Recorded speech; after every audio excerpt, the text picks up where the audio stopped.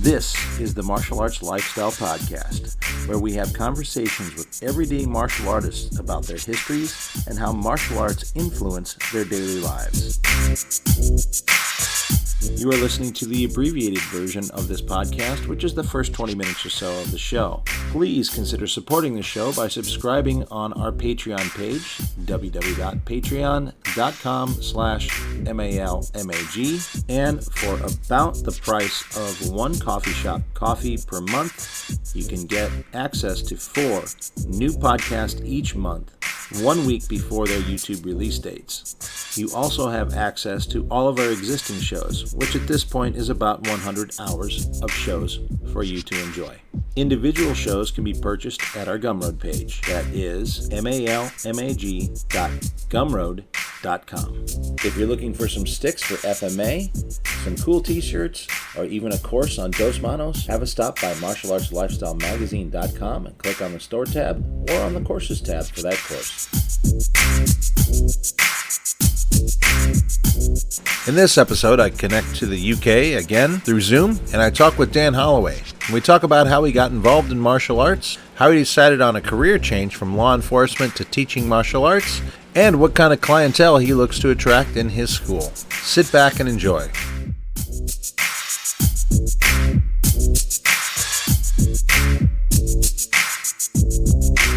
Welcome to the Martial Arts Lifestyle Podcast, and today I'm again hooking up to England via Zoom.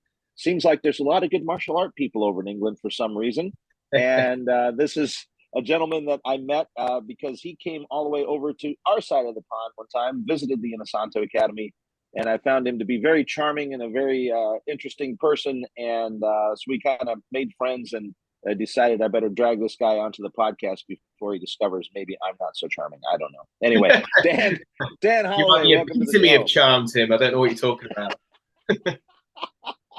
Well, that's, kind of the danger, I think, of social media sometimes. You get, and unfortunately, people know me one way and then they know me another. And there's probably strangers that think, oh, my God, that guy's crazy, because I'm always into it with the people that are sort of going after Guru Dan.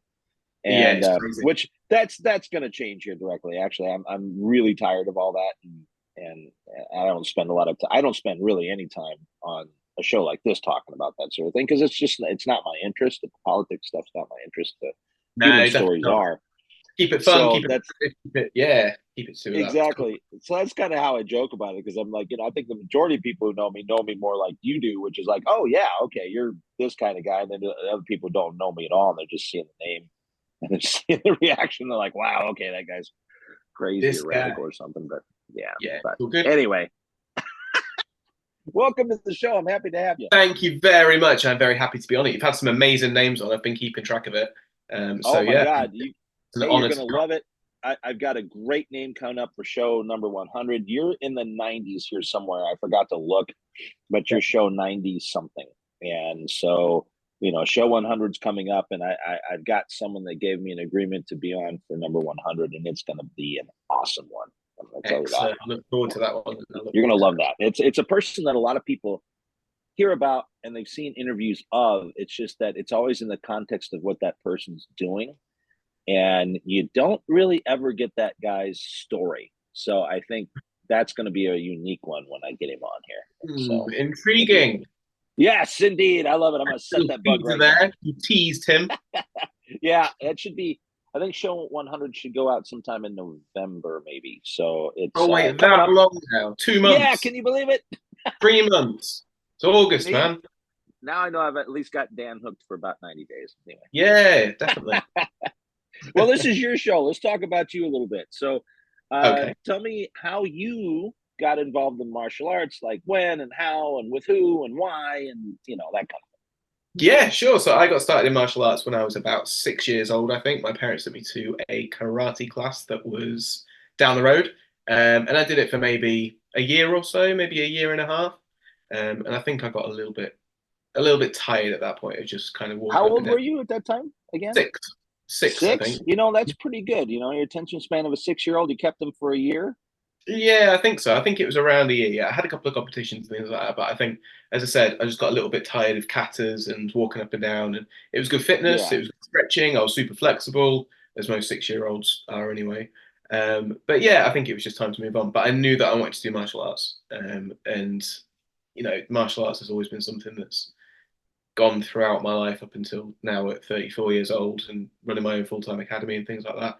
It's always been Dang, the you're such a young guy, 34. thank you. I don't feel it. No, my back's going, my knees are aching. Like, oh man. Yeah. But yeah, Yeah. Unfortunately, that's when it starts, my man. And then it excellent. just It's all downhill from continues. there. Fantastic. Yeah, good. But you don't stop. That's the thing. That's a nice thing. Just, keep drinking lots of water and just keep moving and it's okay. That's it. Yeah, exactly. Yeah, I've been hitting the gym quite a lot recently, and I found actually it's alleviated some of the back pain that I've had because I had Oh, yeah. sciatica before, and I've had various like back things. It's always a bit of it's a weak point for me, and I felt just by building up the muscles around it and things like that, I've been able to. Yeah. That's a really scary kind of modern ailment Yeah, yeah, with people because I'm finding I first started having back troubles right about your age too. And it really, I had no problem with it until I finished college and then took a deep dive into my career at the time, which was editing television, which right. was this constant sitting for up to 16 hours or even more a day. And Ooh, within a year, I think it was within a year, maybe two, I had my first major disc herniation in my back. yeah, And I should have taken that as a warning sign right away. I thought it was just kind of a fluke thing. sure. And, I've never had any major injury from martial arts in 40 years. And I've had three from that sitting. From sitting, yeah, the Yeah, extreme sport known as sitting. exactly. Mm. Exactly. So, It's a killer, though. and I You know? think, It's a killer. yeah, People being sedentary, people not moving enough, people, if people just sit down, like you think how much people sit down nowadays and right, so inactive in terms of like if they don't do anything, they get up, they go to work, usually sat down in a car or sat down on a right. bus, sat down on a train or whatever. Then they go to work, they sit down, And they they sit sit. down for Yeah, hours. Maybe they get up and get a coffee, maybe they go for a little walk for half an hour or something in their lunch break, then they sit down. Then they come back yeah. home. What do they do? Maybe they walk the dog if they've got one, maybe play with the kids. But then what do? They sit down in front of Sit down Netflix and watch TV, and watch or TV. Yeah. computer. And it's like, Yeah, whoa, you've got 24 hours in a day. And how many of those hours are you either sat or laid down? And it's just yeah, crazy. Um, yeah. and And I'm unfortunately, I'm seeing it, because like you're in your mid 30s and you're already discussing that kind of issue. yeah, And like I said, I started getting it at that age, and then I'm training these kids that are the little dragons, the little ones aren't really yeah, popping out with any physical problems yet, but like the teenagers that I train are starting to also kind of get these problems, and a lot of them were active. Like I think of the two that I train that are kind of like my kids. One will be 20 here at the end of August, and the other one's 18. And they did gymnastics, and they did the girl did ballet and all that. So I mean, their childhood was somewhat active, but I can see now just the lifestyle is so much on this phone, sitting there, and they're even kind of rickety now. And I just laugh at them. I said, "You guys are more rickety than I am at 55. I mean, come on." yeah, definitely. Yeah. Yeah. It's a worry, isn't it? What you're going to be like in, I don't know, what's the world going to be like in another 30, 40, 50 Yeah. years? Well, and The health especially of the for us because population. we're doing this active thing that we like, so Sure. you kind of concern whether your body's going to hold up for it. But I think it will. I think about like Guru Dan really said his back was so bad, and I think it was his early 60s, mid 60s, Okay. that he thought he was going to have to retire and quit. And that's when he got into Brazilian Jiu Jitsu. And he will tell you with, no shame on his face, he said, I think Brazilian Jiu Jitsu will actually save my back. Right. Interesting. Because Crazy. the movements, Yeah. the bridging, the move, like the shrimping, things like Yeah, that. Yeah. Yeah. exactly. The strengthening of the hips and the back. And he really Yeah. says like the hip escape itself.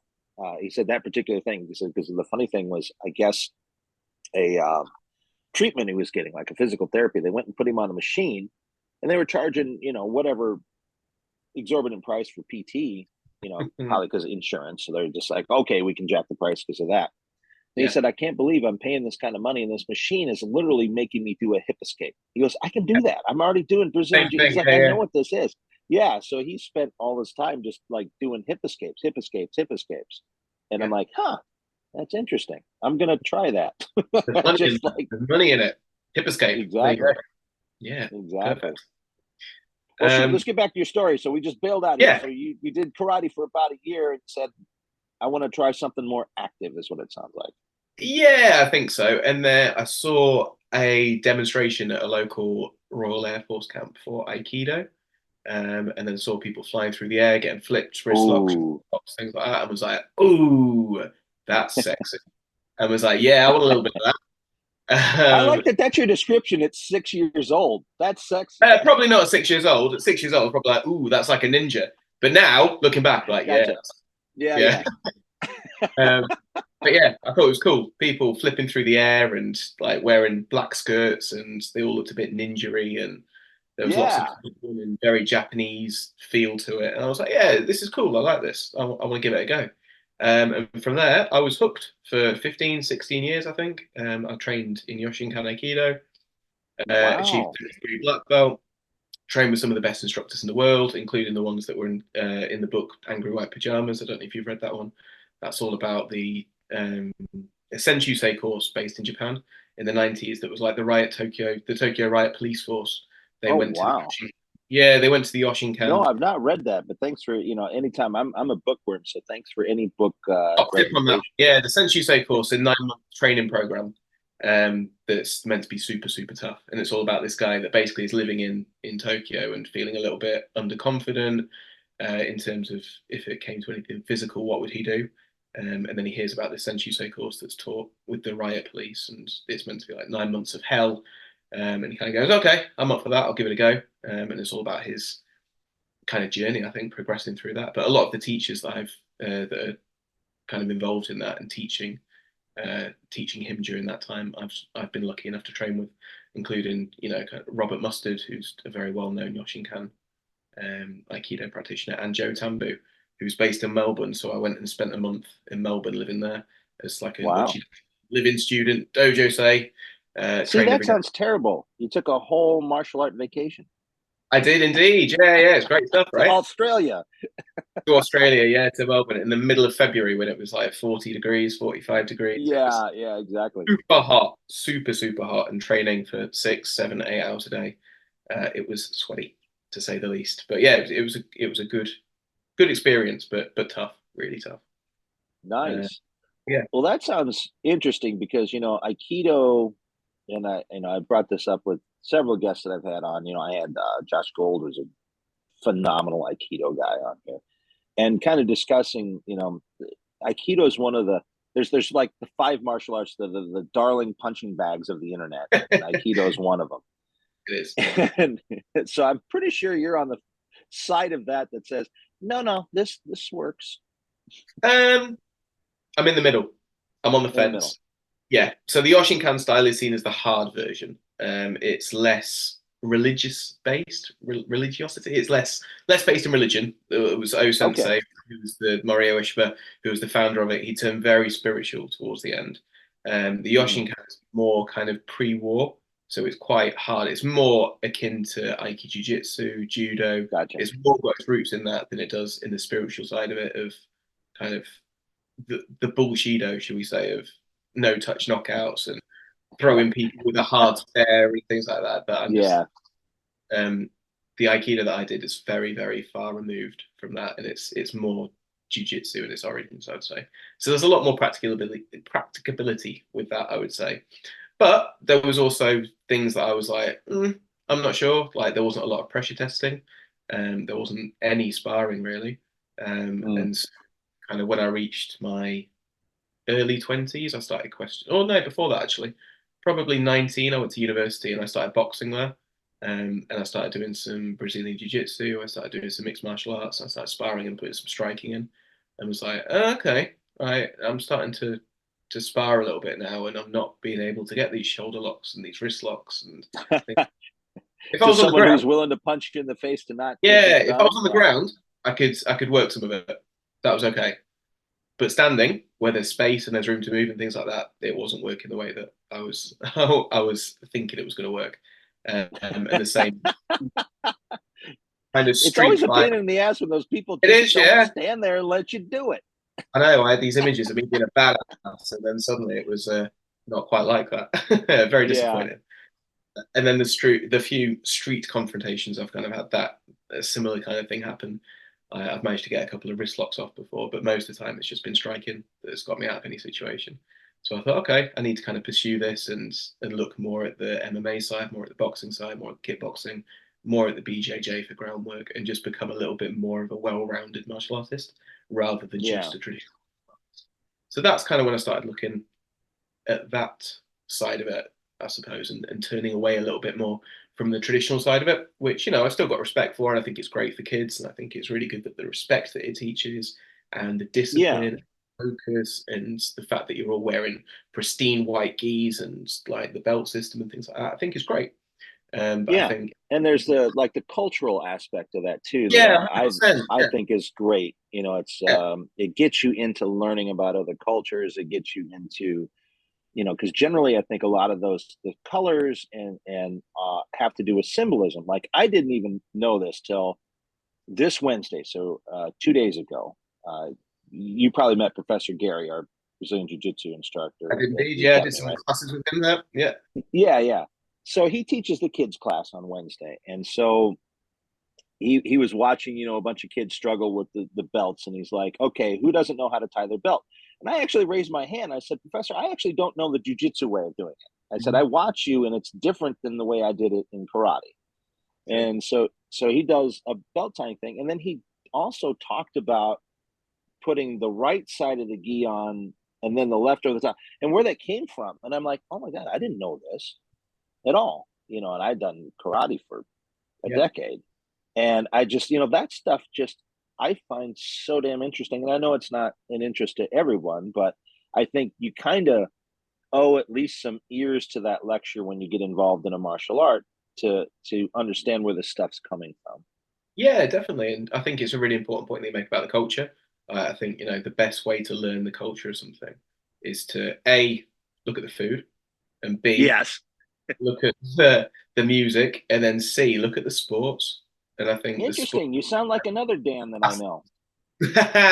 I think me and Guru had a conversation about this. Yeah, I think we did have a conversation about Did you that. guys get compare notes at some point? Have a little Yeah, chat? I think we did it. Yeah, maybe when I was there.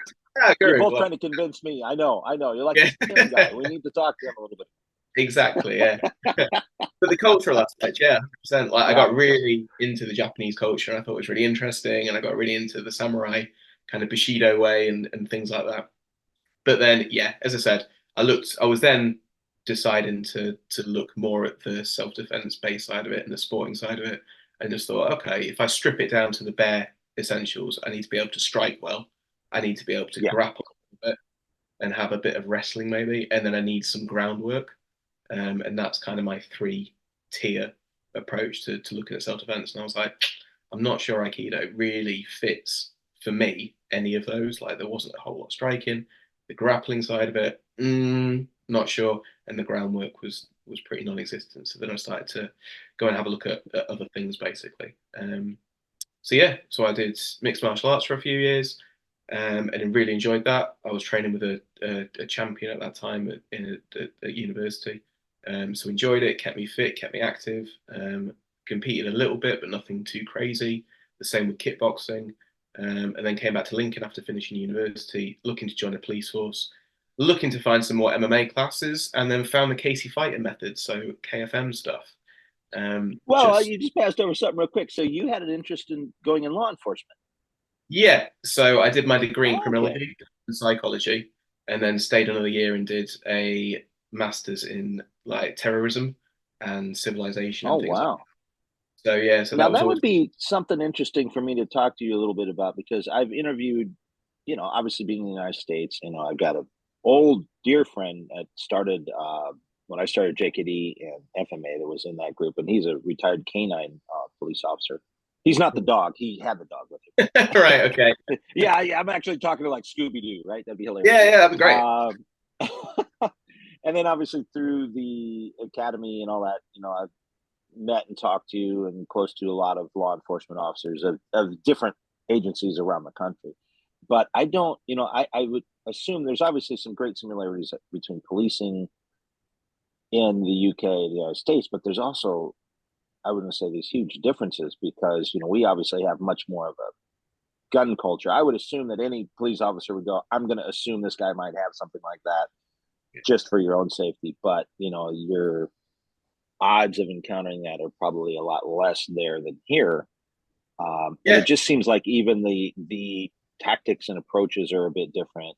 And obviously, I think anyone who's smart, you're dealing with an environment that's different, a culture that's different, even though it's very similar in a lot of ways. But and those tactics will reflect that. So it might be interesting, I think, for the American audience that a little insight on that.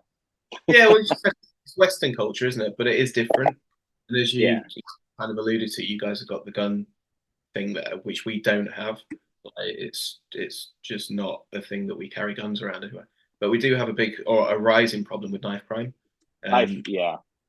So that's quite a big thing in the UK at the moment, especially in the bigger towns like Birmingham, Manchester, London, etc. There's a big kind of gang knife culture thing going on, and there are some guns, and obviously, it's not as prevalent because there just isn't the availability that there is in the US. Right.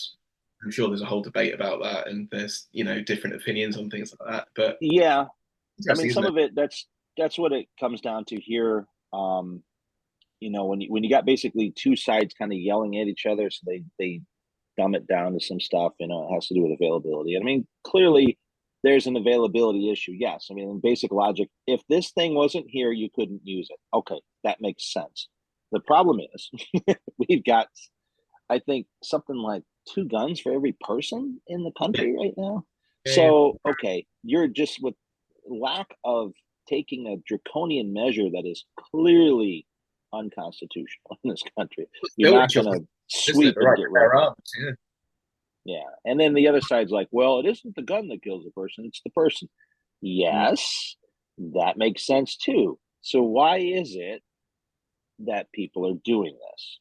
And there's, all conversations always end up stopping somewhere. And it has to do with yelling. And I don't, the psychology and the sociology behind it, I don't necessarily know. I can make guesses, but I do find it interesting that, I live in a big city like LA.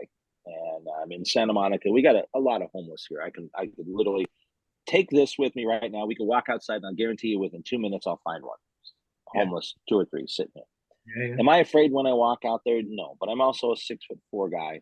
That's 2.5, in pounds. So I'm not overly worried about being messed with by someone. I am aware because if someone's on something, they're not going to care how big I am or whatever. But I don't feel the need to walk around in this city armed with a firearm. Miami was another story when I lived there. That had some very dicey neighborhoods, and the way it would work, you could be in a good area. Miami, I'm not insulting you. I'm just talking about the structure of the way it was in the late 90s when I was there. You could actually be in a very good neighborhood, and within 1 block, you're somewhere you shouldn't be. And it would get quite dicey. In fact, And this concludes the abbreviated version of the podcast. Please consider supporting the program by going to www.patreon.com/MALMAG and subscribing to the show. You can also purchase this individual episode or any individual episode at our Gumroad page. That's malmag.gumroad.com. Thank you for listening to this episode with Dan Holloway. Coming up next week, I connect to Tel Aviv, Israel for the first time, and I talk with Bujinkan ninjutsu practitioner Moti Nativ. Our Malmag online store at martialartslifestylemagazine.com has a full selection of Timmy B's brand sticks for FMA and Krabi Bong. Timmy B's brand now selling in Japan as well. Beautiful Timmy B's brand shirts and Dos Manos shirts are available with new t-shirt designs and more products coming soon. An online course in the Dos Manos method for FMA is available under the Courses tab. More courses coming soon. Check out the Places to Train tab to find schools near you, and click on the events calendar page to see what seminars and events are happening all around the world. And of course, visit our main page for articles on the martial arts. Music by Jackal Relic. Martial Arts Lifestyle Magazine and the Martial Arts Lifestyle Podcast are trademarked and copyrighted by TNT LLC.